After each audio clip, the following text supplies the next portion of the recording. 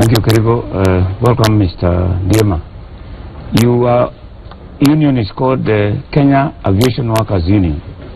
Whom does it? Which kind of workers is it? Yeah, thank you, Mr. Mtegi. We represent all other employees at Kenya Airways except the pilots and the management. But we also go beyond the bounds of Kenya Airways because we draw our membership from all other employers engaged in aviation, including Kenya Airports Authority. We have Kenya Civil Aviation Authority. We have organizations like Swissport. And Swissport does what? Is basically a ground handling company. Yeah. So we have a host of companies: Swissport, Bolore, Africa Logistics. We have Tradewinds again, which is a ground handling company. So we represent all those. But at KQ specifically, it is all other employees except the pilots and management.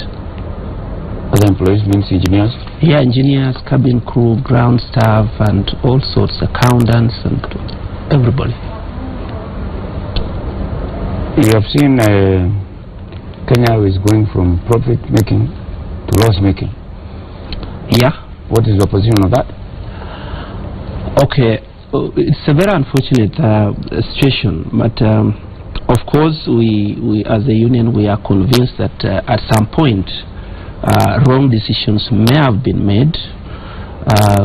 In particular, we can single out Project Mawingu, which was initiated some years back, that intended to expand the fleet from around 30 aircraft to over 100 within a very short space of time. I believe that it was not a very wise decision, but having said that, I would also add and say that there are factors that are beyond the control of Kenya Airways management, like when we had insecurity issues to do with terrorism in Kenya.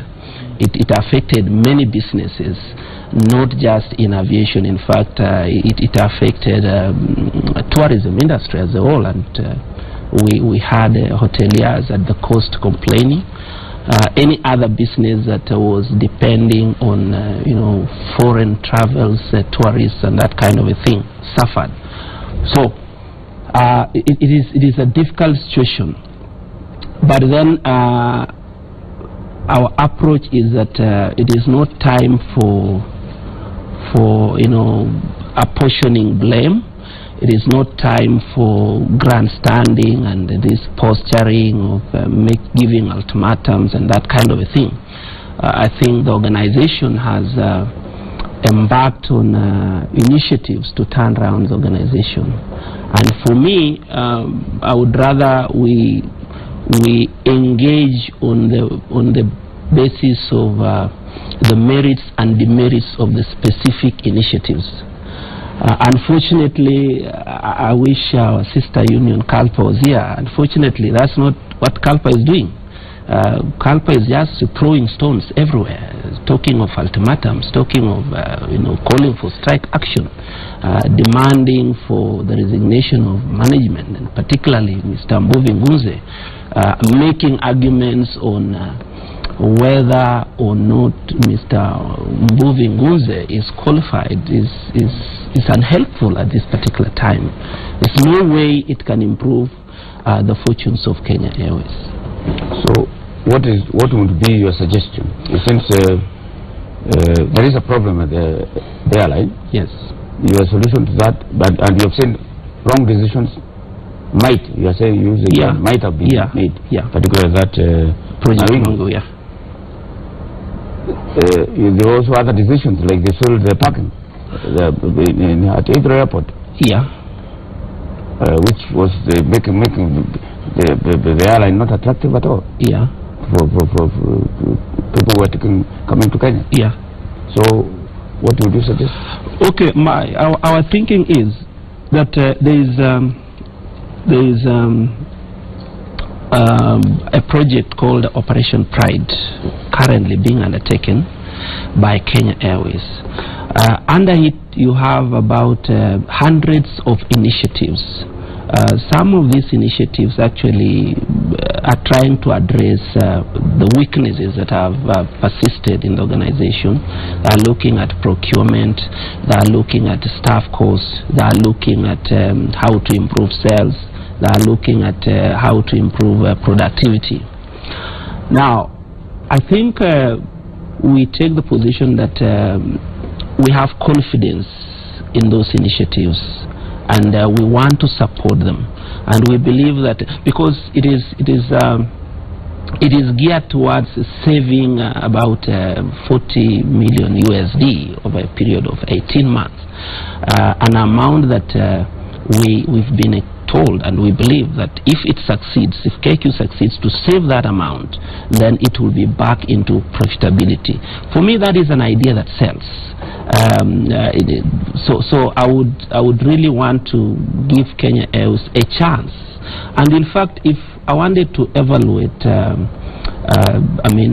success of the current leadership at KQ, then I would do it on the basis of this project Operation Pride.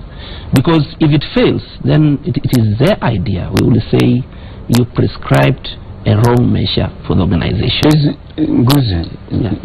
The problem that of the Kenyans, or is it the previous management? Why is he being? He has been there only 1 year. In fact, why is he being blamed? It's under 2 years. Under 2 years. And that is where I have an issue with Kalpa. When you talk of Project Mawingu, this is an idea that conceived way before Mbuvi joined Kenya Airways. In fact, most managers, including the HR director, they were not there when all these ideas were floated and implemented. Now, today, in fact, KQ was already making losses even before Mbuvi joined KQ, because it has been making losses for a period of time, and everybody knows that.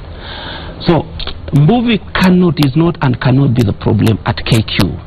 Kalpa is trying to hide under that banner, but I think in essence they are fighting these initiatives that are geared towards salvaging the company, and in those initiatives there are some that will touch the terms of employees. Like you will know, Mutegi, when a company is down, when an organization is doing poorly, in fact, I've just been seeing in your news that there's going to be staff rationalization at Mumias Sugar Company, which has equally been doing poorly. Whenever a company is down, obviously some ideas will be floated on how to reduce staff costs. So, Operation Pride has an element of, for example, staff rationalization.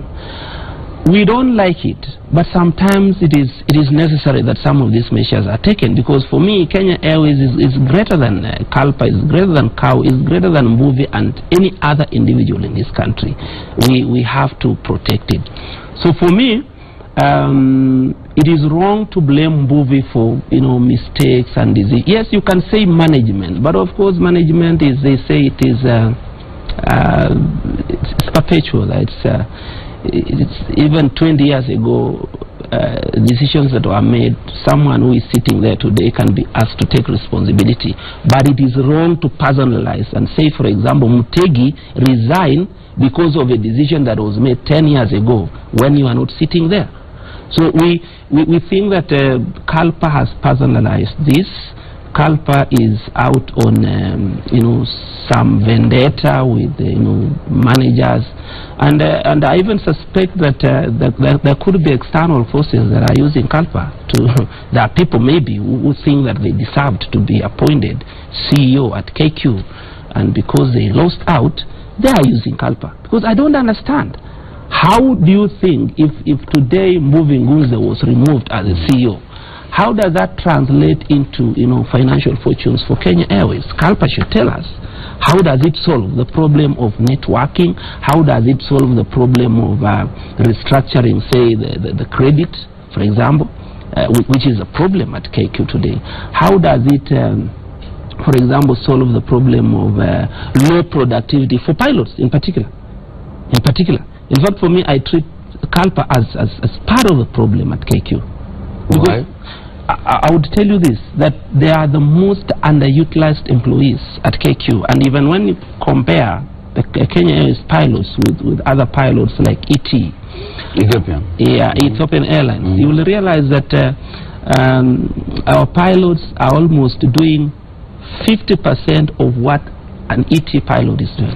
And they are paid much more than... They are paid almost twice, slightly more than twice what an ET pilot is getting. I mean, for me, that one, they lose all the moral ground to come and, make these flashy arguments on how to change the fortunes of Kenya. Although you are saying that they are underutilized, there was a move to move them, to hire them out to other companies. Is that a fact, or is it useful? Would that help? Okay, for me, from a trade union point of view, that would be a good idea, because we don't like it when anybody loses employment. So if there's some soft landing for them, for me, I would welcome it.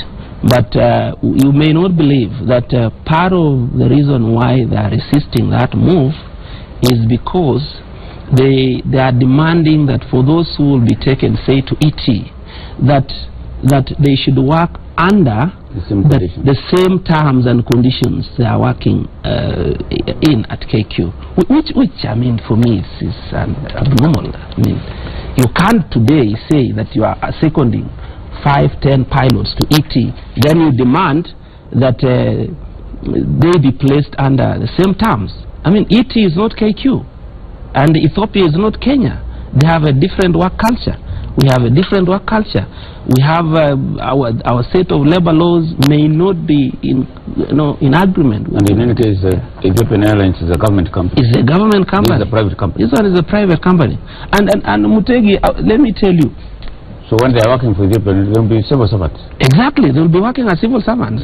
They must be ready to sacrifice that country. Otherwise, if not that, since Kenya Airways has sold many planes, leased out. So the pilots have nothing to fly. So the other alternative, then they go home. Of course, there is that argument that part of the reason why KQ is undertaking staff rationalization is that there are areas where some employees will be left with nothing to do, and this will affect some pilots. For example, some 777s were either sold or leased out. So what is a 777 pilot going to do? There is nothing. As a consequence, they are going to be declared redundant. Now, that is what CALPA is running away from, and they are trying to hoodwink the public that they are mindful of the success of KQ. No, it is a very selfish move, very narrow, very parochial, too selfish. Theirs, they don't care. If KQ bans, they don't care. If KQ doesn't survive... The arguments are not logical. If KQ bans or the crop disintegrates, what will they fly? That is a question that everybody is so asking. They are not mindful. In fact, but when you look at how they are behaving, for example, any union can call for a strike action, including ourselves. But we would be too cautious to call a strike action that would destroy an organization completely. Now, when CALPA comes out and they refuse to engage Kenya Airways management, and when we are doing it on our part, and then they decide that they are calling for a strike action, just tell me, Mtegi, what rationale exactly? What is going on in their minds? Because if a strike action takes place today at KQ, when the company is in that weak financial position, trust me, it will come down to its knees. So the question is, what do they expect? Will they still be having jobs? Definitely not. So someone is acting irresponsibly. Let's move away from Kenya Airways. Let's go to Kenya Airports Authority. There's a major project there. They were building 50 billion. I don't remember. Yeah, there was an expansion. The expansion of which was given to some company, I think some Chinese company. The government is now withdrawn from it, and they have cancelled the contract because it was partly constructed. How does that affect the union? It affects. Okay, let me first of all explain and maybe draw some relationship with what is happening at KQ. KQ supports the budget of Kenya Airports Authority and even Kenya Civil Aviation Authority to almost 60%.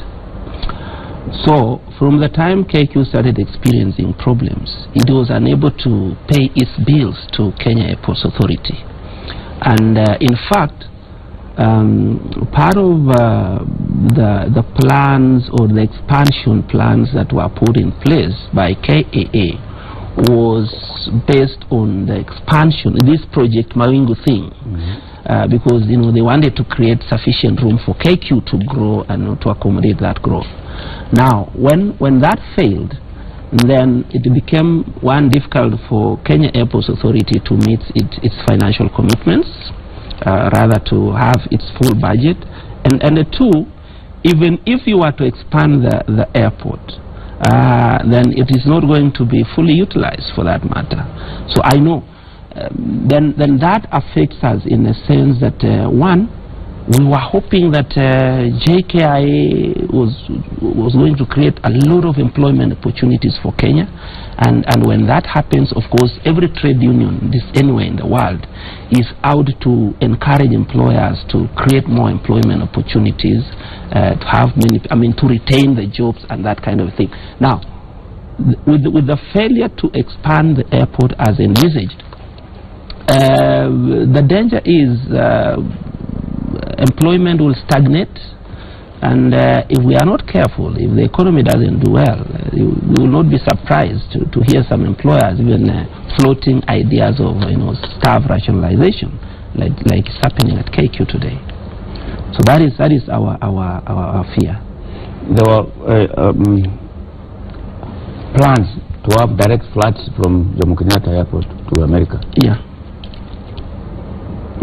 Virgin Airlines, in fact, wanted, and they even plan to come. Yeah. Is that still on schedule? Yeah, it is still on schedule. In fact, even with the cancellation of that project. Yeah, I think the problem, the issue that delayed, the commencement of the direct flights from Nairobi had nothing to do with the expansion of the airport, but rather the security requirements that maybe the American government demanded of JKIA and the Kenyan government. And a number of measures have been introduced, and we've had a series of audits that have been done. I think there is one that will be done I think next month at the JKIA, and JKIA has almost complied and successfully met the requirements that the American government sought.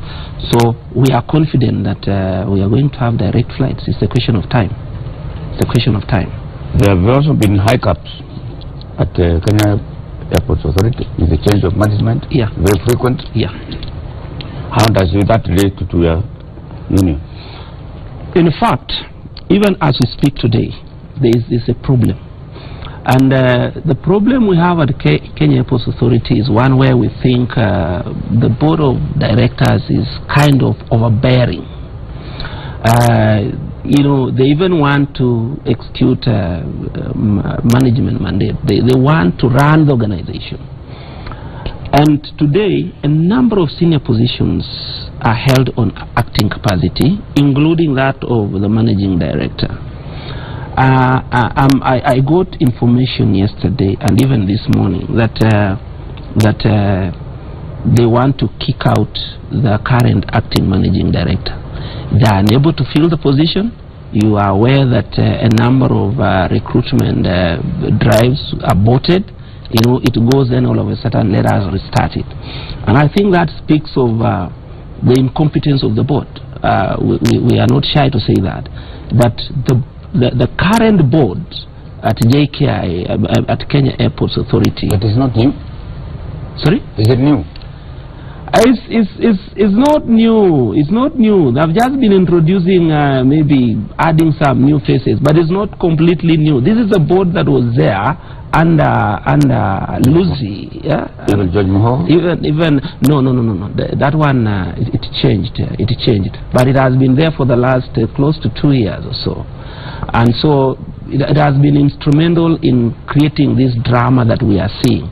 And the reason why they are unable to recruit and fill those positions is because of vested interests. Everybody wants to put there his person. Everybody wants a contract. Every board member wants to make money out of KA. That's the problem. That's the problem. Everybody wants to initiate a process.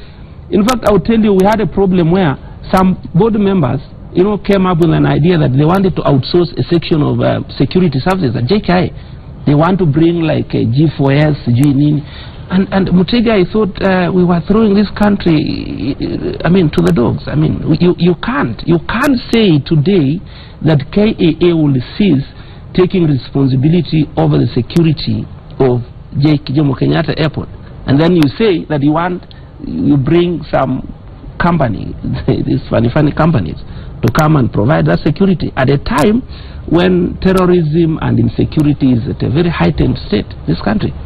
I thought they were going too far, and for us, anything that will go outside our expectation in terms of recruiting management, filling management positions through a credible, transparent process, we will reject it.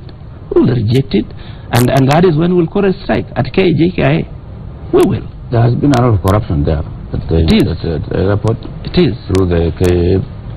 In fact, at one time the president was complaining because of buses that were hired to transport people. Yes. Why did you witness this kind of thing? Why did it have to involve the president to come and see that corruption? And your workers are there, and you do nothing about it. I will tell you something, Mutegi. That is a very good question. You will excuse us because Kenya Aviation Workers Union is relatively new. And workers in aviation have undergone some very trying moments. The union that was there initially failed workers. In fact, they are the ones who should have done this. That is why workers decided to form another union. We are barely 2 years old. And in fact, we've only negotiated one CBA at Kenya Airports Authority. So, and you will trust me again that some of these deals are so secretive that you have to employ some resources, get some people to assist you to unearth them. So we are not good in that information. For information, there's one thing that we have discovered, and we have picked it up with the Kenya Airports Management, Kenya Airports Authority Management, and even the board. And that has to do with the parking fee. And the parking fee, the arrangement is that Kenya Airports Authority has outsourced that service to a third party. There's a company called CAPS, Kenya Airports Parking Hotel. They're doing that, many companies. Yeah, they're the ones who are collecting that fee. Now, you will be surprised that out of the entire collection, Kenya Airports Authority takes a mere 10%. 10% of the total collection. Then the rest is, of course, it is assumed that it is kept by that company. Then the question is, on what basis? What is the rationale of doing that? They never, have you questioned them? We have written. In fact, I didn't remember to carry a letter. We have written a letter to the board. We have written a letter to the MD, and we have said that we want that contract to be made public. Because for us, it doesn't make sense. It is a conduit for people to steal from an organization. So you are right. You are right. Thank you very much, Mr. Ndiema. We've run out of time. I wish we can have more time to talk about other things about the airport. Okay. Which is our entry to Kenya. Thank you. Thank you very much. Okay. See you one. Thank you.